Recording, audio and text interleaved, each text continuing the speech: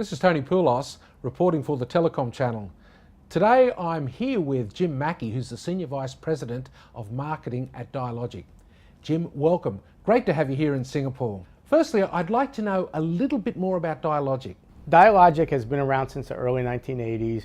We've kind of invented the computer telephony integration industry, CTI. And so at that time we sold boards to companies that made IVRs. And since then, with the mobile industry and all that, we've gone on to other things. So what's different about your business model these days? Probably the biggest change happened in the 1990s, the late 90s, moving to IP telephony. So when you move into IP, you move into data. The networks change, not so much telephony anymore, T1, E1 kind of things. And so what happens is you move into software-based products. So we sell or license much more software because you don't need a board, a physical connection anymore. That's all done somewhere else.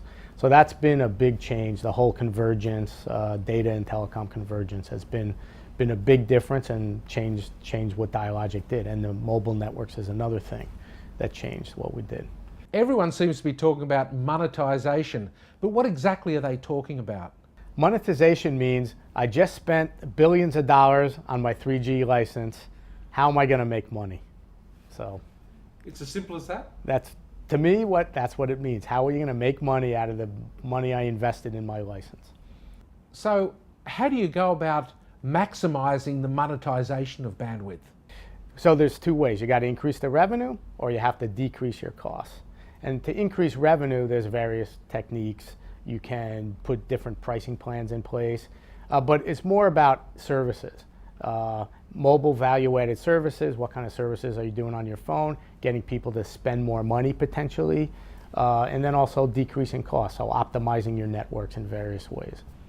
Does anybody really know what's clogging up the networks at the moment? I would say, so we can go back to the United States when the iPhone was first put onto AT&T network. Nobody really knew what was going to happen. And then within a month, Business Week coined the term iHog for people that were using the iPhones in the United States. And what they saw was people were downloading videos or streaming music to their phones with the regular monthly data plan.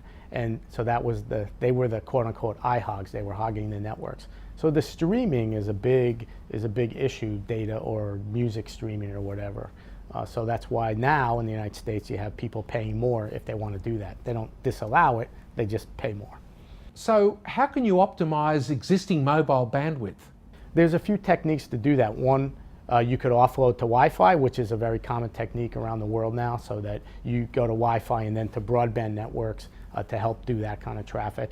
Or there's even antenna optimization, because that's another source of strain. But another way to do it, but a big part of optimization, strain or backhaul, is in the backhaul part of the network. How do you backhaul all the data from the towers to the RNC or the BSC? And so backhaul optimization is another technique, probably a big technique to use to help alleviate the strain. And what part does Dialogic play in this particular space? We have optimization technologies for the backhaul, for 3G and 2G voice and data traffic, so that if you put that in, you could potentially optimize up to 50% of the traffic on the same capacity that you might be leasing or using.